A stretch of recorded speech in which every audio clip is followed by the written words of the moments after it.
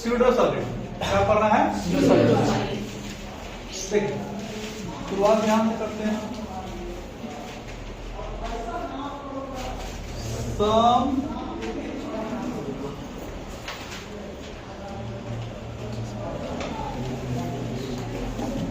amorphous solids are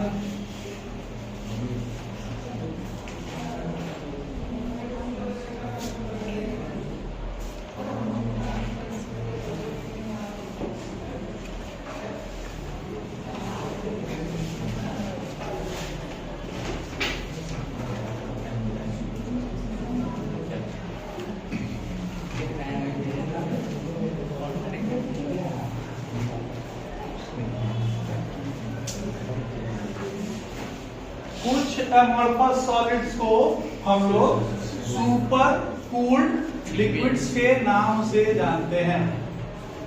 super cooled liquid किसको बोलते हैं? एक ऐसा लिक्विड जिसको बहुत ज्यादा ठंडा कर दिया गया है, अब तुरंत धीरे धीरे नहीं, अचानक, वैसे लिक्विड्स को हम लोग क्या बोलते हैं? Super cooled liquid.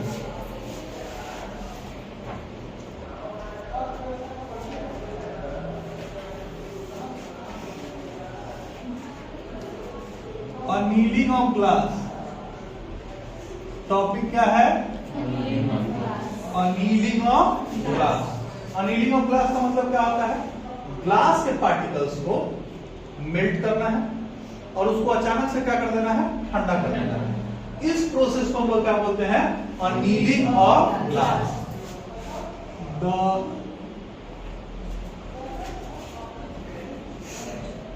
Cooling of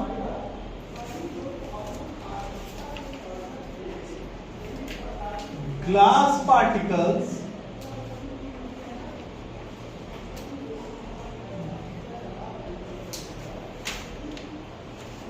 immediately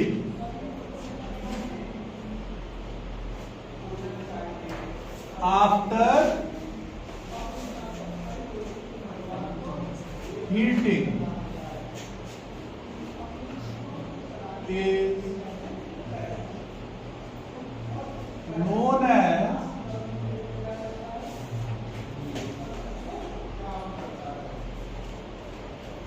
annealing of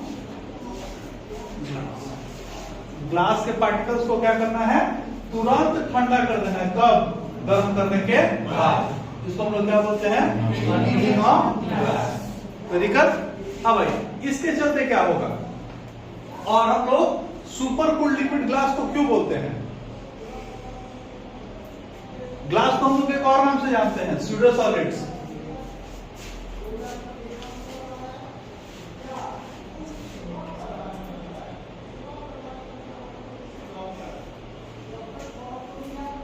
pseudo solids किनको बोलते हैं? स्यूडो का मतलब क्या होता है? फॉल्स। स्यूडो का मतलब क्या होता है? ऐसे सॉलिड जो सॉलिड के जैसा दिख तो रहा है लेकिन उसका कुछ प्रॉपर्टी लिक्विड के जैसा भी होता है, उसको हम लोग क्या बोलते हैं? Pseudo solid. The solids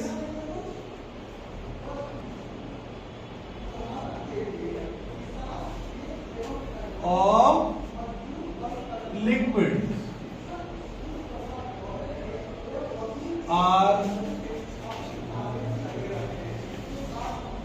known as pseudo solid। Example glass, pitch, it glass glass glass glass glass को क्वेश्चन बोलेगा कि why glass is known as pseudo solid. Why glass is known as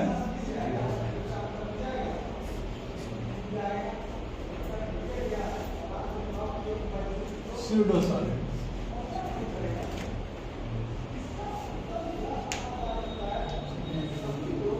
glass पूरी तरह solid नहीं है। Question बोलेगा कि glass को हम लोग स्यूडो सॉलिड क्यों मानते हैं? क्या कारण होगा? स्यूडो सॉलिड का मतलब सॉलिड नहीं है, पूरी तरह सॉलिड नहीं है। क्यों नहीं है? क्या ऐसा नहीं है कि ग्लास को हम लोग सॉलिड नहीं मान रहे? नहीं। जब बताओ क्यों नहीं? देखो, अगर 200-250 साल 200 साल पुराना ग्लास देखोगे, 250 साल पुराना या 150 साल 200 साल पुराना ग्लास, बोले इतना पुराना ग्लास दिखेगा कहाँ? दिखेगा म्यूजियम में ना, एक पीढ़ी में दिखाते हैं। दानापुर में कोई चर्च है ना, वो चर्च बहुत पुराना है, 1800 कुछ का वो चर्च होगा। मतलब अभी तक मोटा मोटी मान के चलिए कि उसका 150 साल से ऊपर हो चुका है उस चर्च का, मोटा मोटी हम बताया। उस चर्च के कांच को जब आप देखिएगा, और वो दिखेगा नहीं, उसको महसूस करना पड़ेगा। जब हाथ लगा के ऊपर से नीचे जाओगे तो दिखेगा कि ऊपर वाला कांच हल्का पतला है और नीचे वाला जो कांच है वो हल्का मोटा है, हल्का मोटा है। क्यों हो गया? क्यों हो गया? शुरुआत में कम बराबर था, क्यों मोटा पतला हो गया? तो बोला टेंडेंसी टू फ्लो। ग्लास का कैसा टेंडेंसी? फ्लो करने का टेंडेंसी। कब? एक आध दिन में नहीं, 150 साल से ऊपर लगा होगा उसको। कैसे? दिन में सूरज का रोशनी पड़ा, गर्म हुआ, शाम में ठंडा हुआ, फिर दिन में गर्म हुआ, शाम में ठंडा हुआ। सैकड़ों सालों से यही चलते आ रहा है। तो वो ग्लास धीरे धीरे किधर? ग्रेविटेशन के चलते कहां भागना शुरू किया? नीचे से। और सॉलिड में फ्लो करने का टेंडेंसी नहीं होता है। किस में होता है? लिक्विड्स में होता है। चूंकि ग्लास इस तरीके के प्रॉपर्टी को शो करता है। कैसे प्रॉपर्टी को? लिक्विड के प्रॉपर्टी को। इसीलिए इसको हम लोग क्या बोलते हैं? Pseudo solid. ठीक।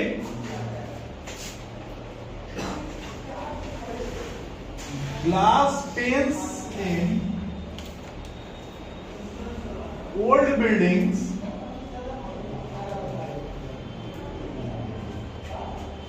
have slightly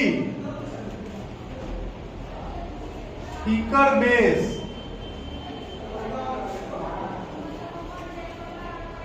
than their top, which is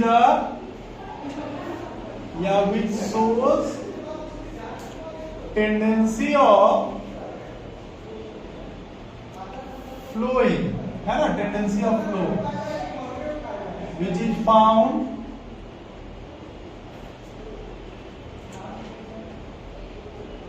in liquids. Hence, glass is a pseudo solid.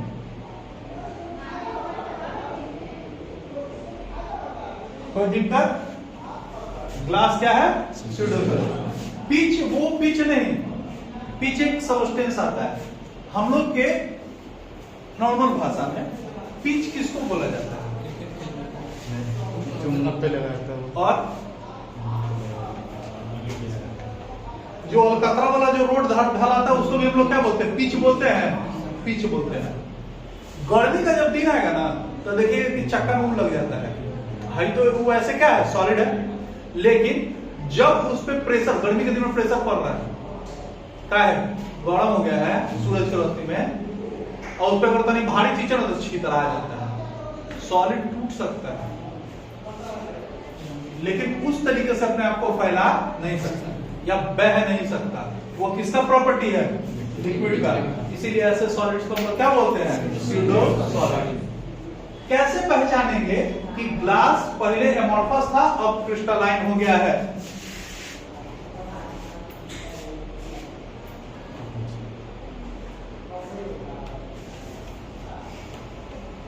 Glass पहले क्या था?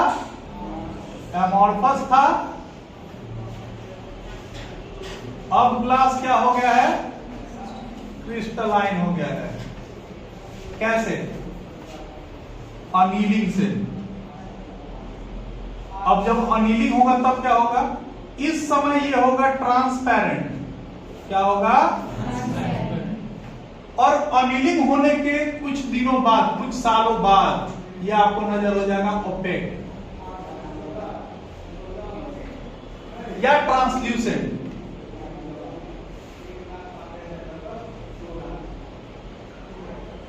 घर में आईना देखे होंगे, जो पुराना दादी के जमाना के, परदादी के जमाना के आईना होगा, वो आईना में देखिए एक व्हाइट कलर का स्पॉट आ जाता है, उसमें मुंह बढ़िया से नहीं दिखता है। काहे? कैसे हो गया? टेम्परेचर बढ़ा होगा, संदूक में रखे हुए हैं, गर्मी के दिन में टेम्परेचर बढ़ा होगा, ठंडा के दिन में घटा होगा, सैकड़ों सालों से यही होते आ रहा है। तो वो पहले कैसा था? क्रिस्टल एमोर्फस, ट्रांसपेरेंट, अब क्या हो गया? या तो ट्रांसल्यूसेंट या व्हाइट तरीके का इसका उसके ऊपर पैच आ जाएगा। समझ आ रहा है? तो हम लोग इस तरीके से बोल सकते हैं कि ग्लास जो होता है वो स्यूडो सॉलिड है। ग्लास क्यों स्यूडो सॉलिड है? क्योंकि इसके जो प्रॉपर्टीज है वो पूरी तरह सॉलिड वाले नहीं है। इसके कुछ प्रॉपर्टीज किसके हैं? लिक्विड वाले भी है, that is the reason these are known as pseudo. कोई दिक्कत? ये पूरा एक टॉपिक हो गया। यही बोल रहे थे कि अगर उधर हो जाता है तो इसको बहुत दिन पढ़ा देते हैं प्रीवियस क्लास में। ये हो गया। आज हम लोग क्या पढ़ो? अब हम लोग को पढ़ना है properties of crystalline and amorphous. इसके पहले एक टॉपिक आता है, इसको समझ लो। टॉपिक आता है आइसोट्रोपी और अनिसोट्रोपी। ये एक टॉपिक है छोटा सा।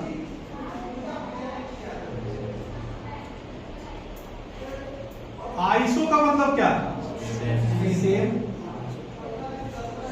एक ऐसा सबस्टेंस जिसका सारे डायरेक्शन में, एक ऐसा सबस्टेंस जिसका सारे डायरेक्शन में प्रॉपर्टीज क्या हो? सेम हो, वैसे सबस्टेंस को हम लोग क्या बोलते हैं? आइसोट्रोपिक।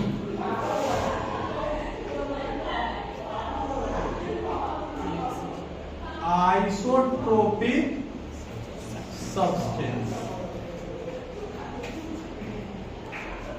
आइसो का मतलब क्या होता है? A substance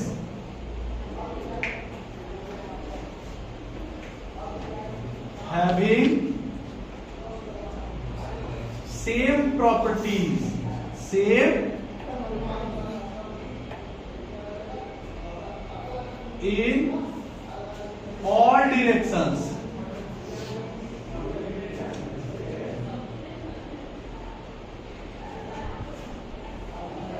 is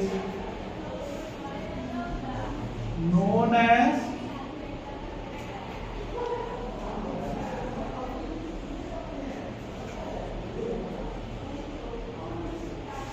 अब प्रॉपर्टी में आप क्या क्या मेंशन करेंगे? कैसा प्रॉपर्टी? केमिकल प्रॉपर्टी बोलेगा नहीं, फिजिकल प्रॉपर्टी। अब फिजिकल प्रॉपर्टी जो कि क्या? डेंसिटी,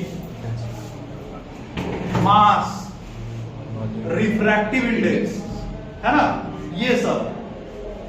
ये सब ऐसे प्रॉपर्टी जिनको आप नॉर्मली फिजिकल समझते हैं, और ऐसे प्रॉपर्टीज अगर सारे डायरेक्शन में क्या है? सेम है, तो ऐसे सबस्टेंस को हम लोग क्या बोलते हैं?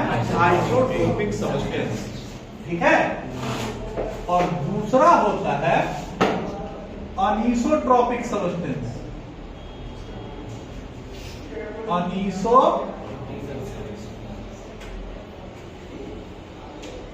अब इसको एनाइसो भी बोला जा सकता है। हम लोग बिहारी हैं, एक के साथ बोल दिए, मतलब डिफरेंट। क्या बोलेंगे? A substance having different properties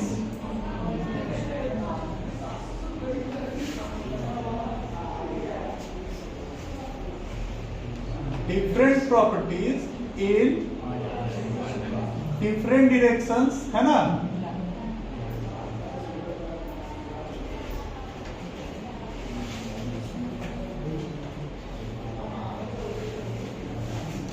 Is known as anisotropic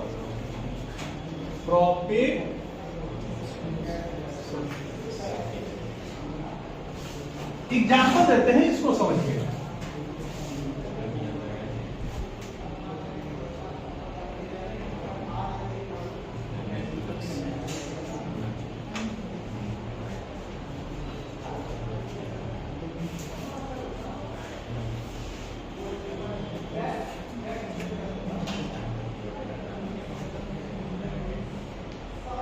मन बनाओ मत, क्योंकि हमको बिल्कुल भी पसंद नहीं है।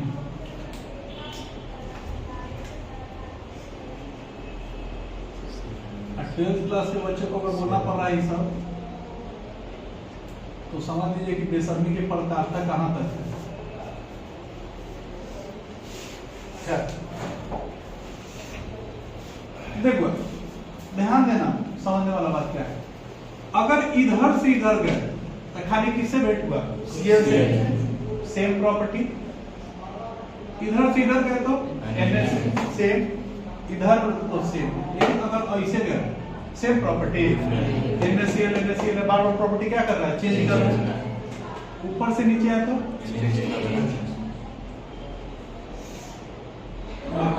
उधर से जब बात हो गई, इसका अलग अलग डायरेक्शन में प्रॉपर्टी कैसा है? अलग अलग है। क्या है? इसीलिए कैसा सबस्टेंस? अनिसोट्रॉपिक सबस्टेंस। कैसा?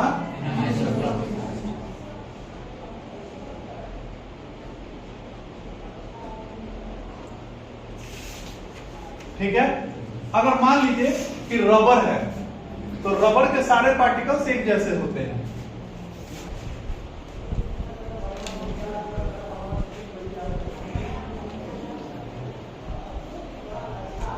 ऊपर से नीचे आने पे same,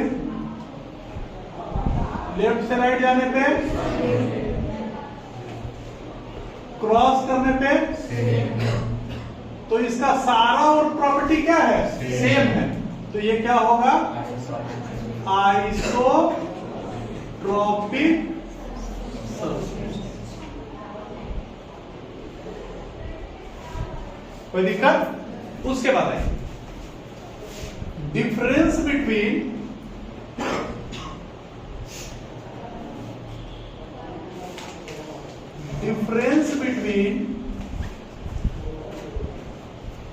crystalline solids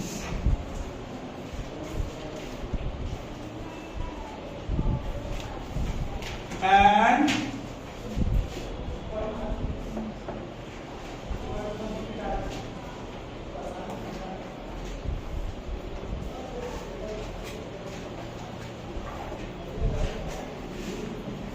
difference between crystalline solid and amorphous solid। ये लगता है कि क्वेश्चन 4-5 बार जरूर पूछा होगा। 5 नंबर में इस चैप्टर का पहला 5 नंबर का क्वेश्चन यहां से अलाइन होता है। Difference between crystalline solid and amorphous solid. ठीक है। अकॉर्डिंग टू द खानदानी नियम, बांटिंग द बोर्ड इन 2 साइड्स, एक और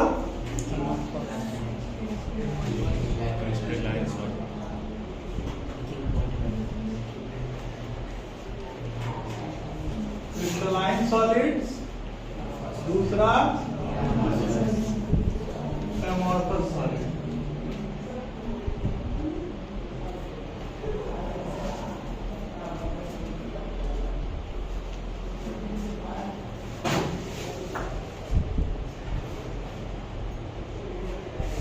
पहला क्रिस्टलाइन सॉलिड का ज्योमेट्री क्या होगा? फिक्स होगा। They have fixed geometrical arrangement of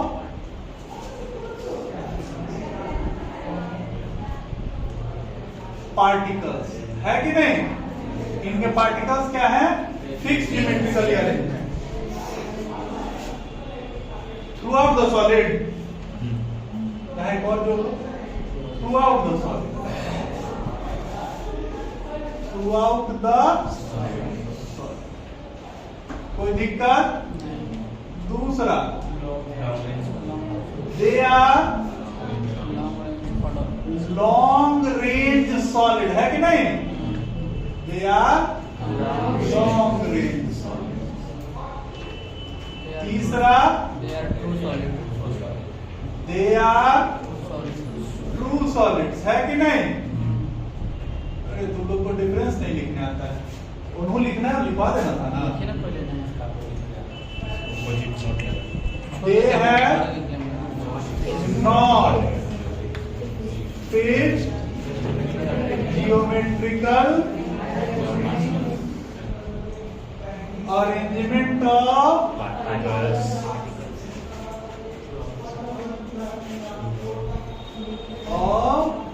particles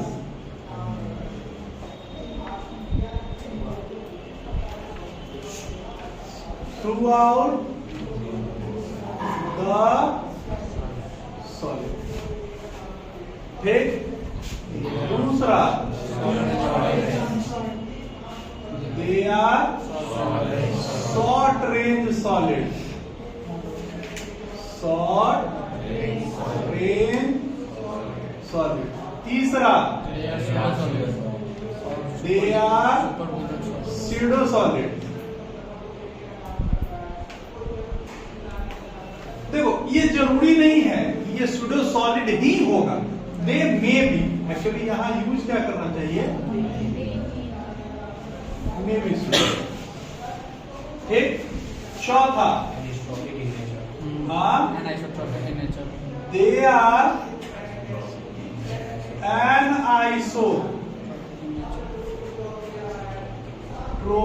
in, मतलब इसका अलग अलग दिशा में प्रॉपर्टीज अलग अलग होगा. और चौथा, they are isotropic in nature. They are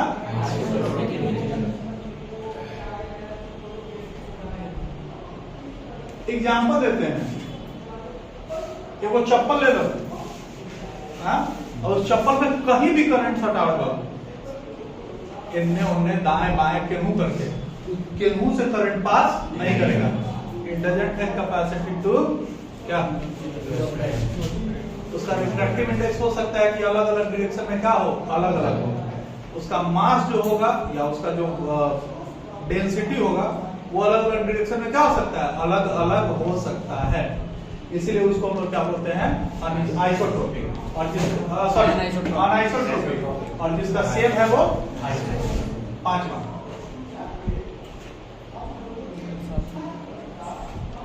They give sharp cleavage upon cutting. जब आप इसको क्या कीजिएगा, काटिएगा तो साफ क्लीवेज मिलेगा. मतलब जैसे सोच रहे हैं वैसे कटेगा, जैसे आप सोच रहे हैं वैसे कटेगा. एग्जांपल दें, ब्लेड, जिस तरीके से आप ब्लेड को काट सकते हैं, जैसे आप सोच रहे हैं वैसे ब्लेड पे धार लगाया जाता है. जैसे आप सोच रहे हैं वैसे उसको कट किया धार लगाया जा सकता है. आप ये चीज पेपर में, वुड में, रबड़ में, प्लास्टिक्स में नहीं कर सकते. दूसरा, पता नहीं करके देखे हो, छेनी से कभी रॉड कटते देखे हो?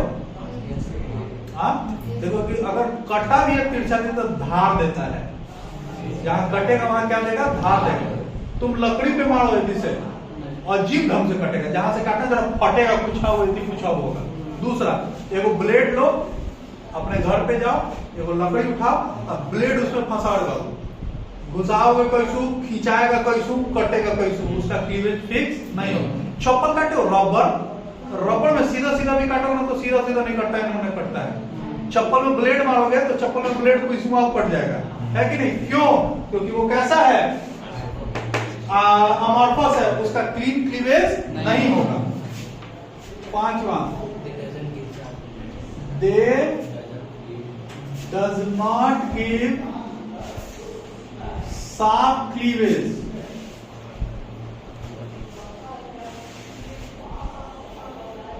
upon cutting. ठीक है. छठा,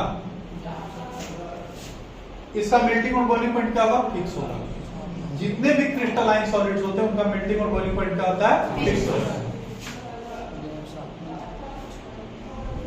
They have fixed melting and boiling point. और एमोर्फस सॉलिड में नहीं। आप चाहें तो चप्पल को, अब तो नया वाला जो गाड़ी आ गया वो तो प्रोटेक्टर साइलेंसर आता है। पहले वाला गाड़ी जो मेरा वाला गाड़ी है राम गाड़ी, उस गाड़ी पे अगर तुम चप्पल लेकर बैठो ना तो चप्पल पिघला देगा, लंबा अगर वो साइलेंसर पे पैर रख दिए तो। चप्पल का मेल्टिंग और बॉइलिंग पॉइंट फिक्स नहीं होता है। काची का बना हुआ है, काची का, तो उसका मेल्टिंग और बॉइलिंग पॉइंट वो एक रेंज ऑफ टेम्परेचर पे मेल्ट करेगा। यहां से लेके यहां तक का टेम्परेचर अगर उसको मिला तो क्या कर जाएगा, मेल्ट कर जाएगा। दे मेल्ट ओवर अ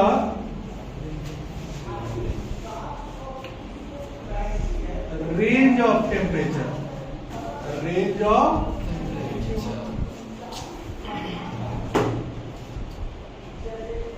ये 5-6 को प्रॉपर्टी है किसका, क्रिस्टलाइन और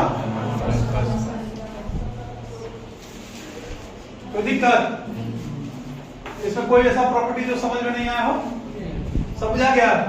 चलो अब हमारे दिमाग में एमोर्फस का ख्याल नहीं आएगा। इसके बाद हमारा जो भी टॉपिक होगा वो केवल क्रिस्टलाइन के लिए होगा। एमोर्फस अब हम लोगों को नहीं पढ़ना है, ये क्रिस्टलाइन और एमोर्फस में हो गया, हो गया। अब इसके बाद का टॉपिक क्या है, types of crystalline solids.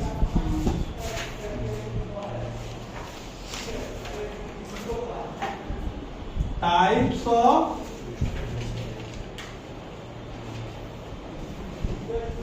Crystalline solids. Crystalline solids के कितने types, these are of 4 types। कौन कौन,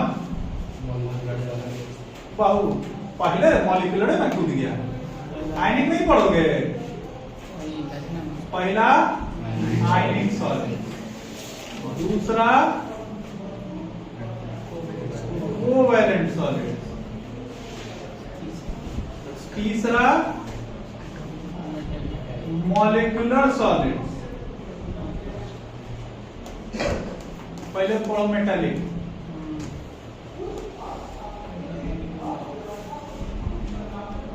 मेटालिक सॉलिड। शाइनिंग नहीं आता है, देखो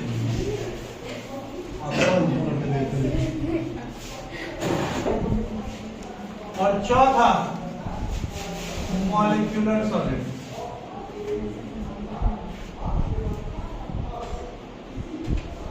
ये 4 तरह का सॉलिड होता है, ठीक है।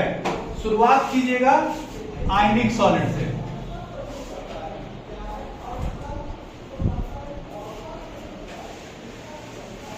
आयनिक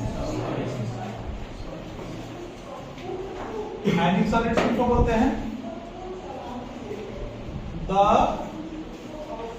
solids which are made up of या made up by combination of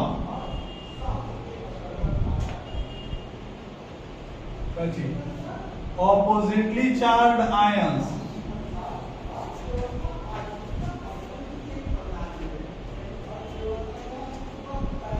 oppositely charged ions are known as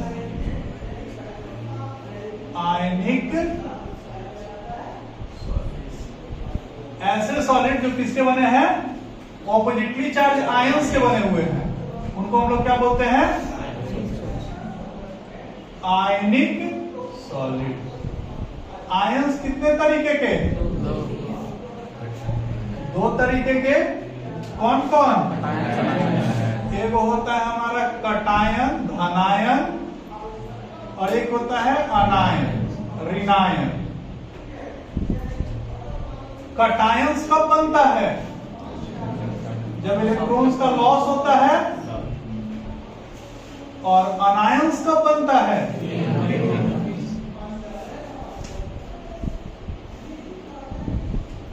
electrons के लॉस के चलते कैसा charge, negative charge.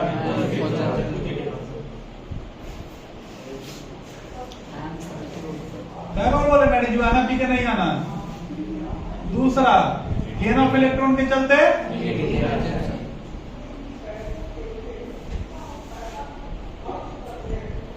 Electron positive charge कब है, अच्छा पॉजिटिव चार्ज कब आएगा, या इलेक्ट्रॉन का लॉस कौन करता है, मेटल्स। इलेक्ट्रॉन्स का लॉस कौन करता है, गेन कौन करता है,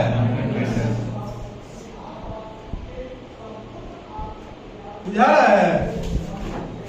अगर कहीं कटायन आनायन के बीच में बॉन्ड बन रहा है, लॉस ऑफ इलेक्ट्रॉन या गेन ऑफ इलेक्ट्रॉन दोनों एक साथ हो रहा है, पॉजिटिव निगेटिव के बीच में बॉन्ड बन रहा है, या मेटल नॉन मेटल के बीच में बन रहा है, तो इनके बीच में जो बॉन्ड बनता है उस बॉन्ड को हम लोग क्या बोलते हैं, आयनिक बॉन्ड। क्या बोलते हैं, और आयनिक बॉन्ड के चलते जो सॉलिड बनता है उसको हम लोग क्या बोलते हैं, आयनिक सॉलिड। नहीं, इनके बीच में जो बॉन्ड बनेगा उसको क्या बोलेंगे, आयनिक बॉन्ड। और इसके चलते जो सॉलिड बनेगा उसको हम लोग क्या बोलेंगे, आयनिक। तो आयनिक सॉलिड का एक दूसरा डेफिनेशन क्या हो सकता है, the solids which are formed as a result of ionic bond are known as ionic solid. नहीं, या result of ionic bond are known as ionic solids। ठीक है, सपोज कीजिए कि हम लोग Na+ को बुल्लू से दिखा रहे हैं,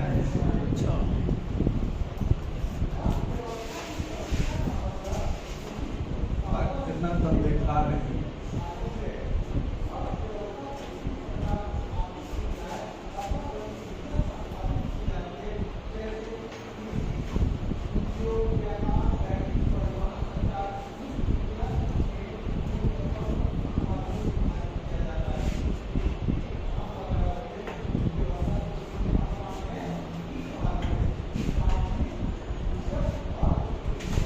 और बीच में कौन आ जाएगा,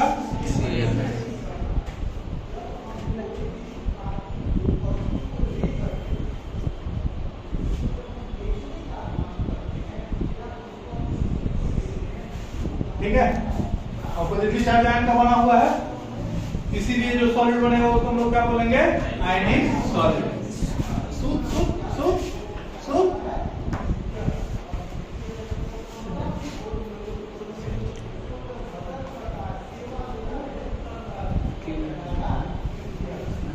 Properties of ionic solids। Ionic solids के क्या प्रॉपर्टीज होते हैं,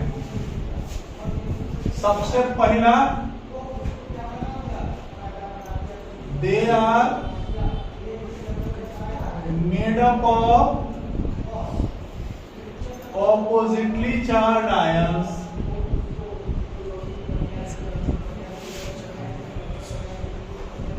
ये किसके बने होते हैं, ऑपोजिटली चार्ज आयंस से बने होते हैं। दूसरा, the force of attraction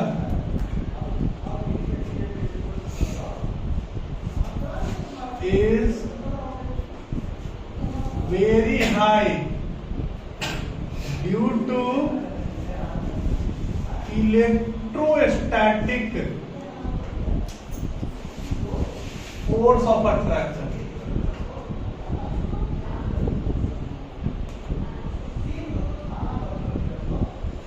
electrostatic, electro का मतलब इलेक्ट्रोन, स्टैटिक का मतलब रुका हुआ। Na और Cl के बीच में जब बॉन्ड बनता है तो इसका भागना बंद, ये एक जगह क्या आ जाता है, स्थिर हो जाता है, इसीलिए तो सॉलिड है।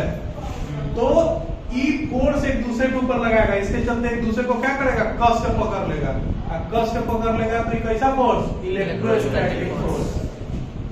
आप लोग पढ़िएगा फिजिक्स में, जैसे हम केमिस्ट्री में तो पढ़ाए होंगे, लेकिन हमको पूरा पता है कि आप लोग को याद होगा। डाइपोल मोमेंट पढ़ाए थे, Na के ऊपर जितना पॉजिटिव चार्ज है, Cl के ऊपर उतना ही नेगेटिव चार्ज है। डायपोल मोमेंट क्या होता है?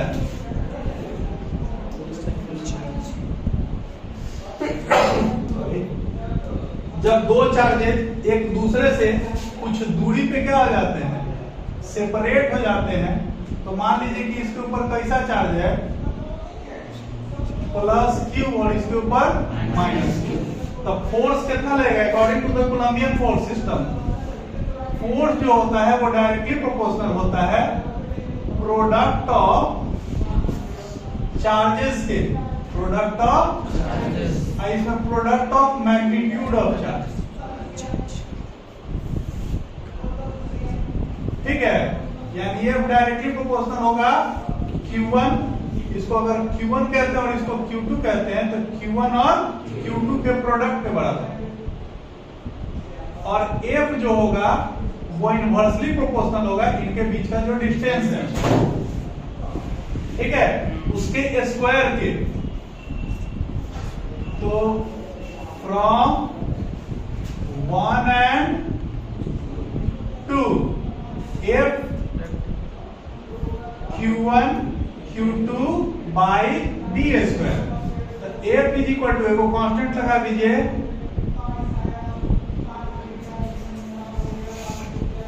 आप लोगों को तो पता ही होगा कि मेरा फिजिक्स कितना बेहतरीन है, नहीं? इसके को हम लोग क्या बोलते हैं, कौन सा कांस्टेंट? इलेक्ट्रोस्टैटिक कांस्टेंट, ठीक है। सेम चीज आपको ग्रेविटेशन में, F is equal to G m1 m2 by r square, है ना?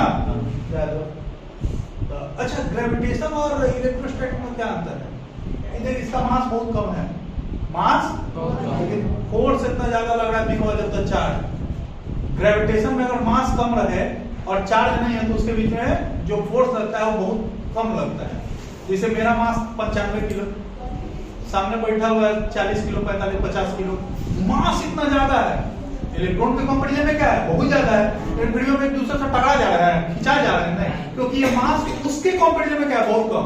लेकिन अगर चार्ज रहता ना तो ऐसे तो अलगे करेगा लोग सोचे पड़ता है कि नहीं?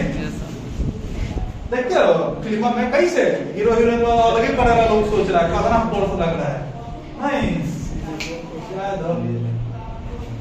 तो ये समझ में आया, फोर्स बहुत ज्यादा लगता है। इतना फोर्स ज्यादा लगता है कि इन पार्टिकल्स को अलग करने में क्या लगता है, बड़ी मेहनत लगता है। तो जब अलग करने में समय लगेगा, इसका मतलब क्या होगा कि इसका मेल्टिंग और बॉइलिंग पॉइंट क्या होगा, हाई होगा। तीसरा,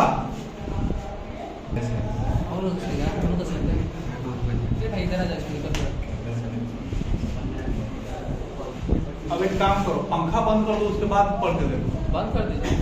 नहीं, बड़ी ना अभी आप लोग का परिवार, एसी लगेगा तो लग जाएगा। तो हमको एक बात, एक सीधा बात समझा दो, they have, sorry, high melting and boiling point. इनका मेल्टिंग और बॉइलिंग पॉइंट क्या होता है, बोलेगा reason. What is the reason? हाँ, due to strong electrostatic force of attraction, electrostatic force of attraction between the particles, है कि नहीं? Between the particles they have high melting and MP समझ जाओगे, मध्य प्रदेश में समझ देना, हम भोपाल प्रदेश समझेगा, सही में भोपाल प्रसाद है। चलो चौथा क्या,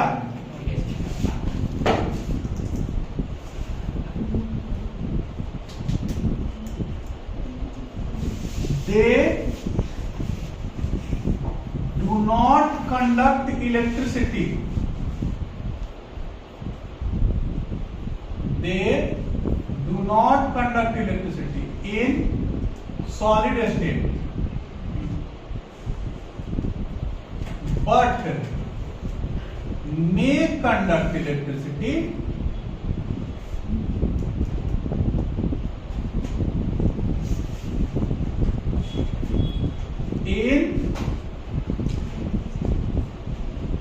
aqueous और molten states. Do you know the meaning of aqueous? Aqueous means जिसमें पानी मिला हुआ है. And what is the meaning of molten? जो पिघला हुआ है हीट देने के बाद. इन दोनों में यही अंतर है. सॉलिड स्टेट में इलेक्ट्रिसिटी नहीं कर सकता. नमक को अगर सूखा रख दें तो उसमें इलेक्ट्रिसिटी पास नहीं करेगा, लेकिन उसको तरीक पानी में मिला दीजिए या पिघला दीजिए, वो समझा देगा. है कि नहीं? माय मुंडन क्या है?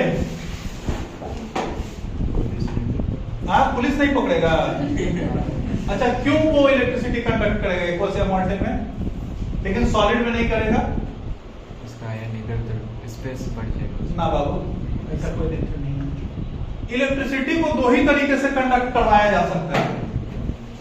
इलेक्ट्रिसिटी को दो ही तरीके से कंडक्ट करवाया जा सकता है. या तो फ्री आयंस के थ्रू या तो फ्री इलेक्ट्रॉन्स के थ्रू. जो आयंस के थ्रू फ्लो करता है करंट, उसको हम लोग बोलते हैं बाबू आयनिक करंट. क्या बोलते हैं? और जो इलेक्ट्रॉन्स के थ्रू फ्लो करता है उसको हम लोग बोलते हैं इलेक्ट्रॉनिक करंट. दिख रहा है आदित्य?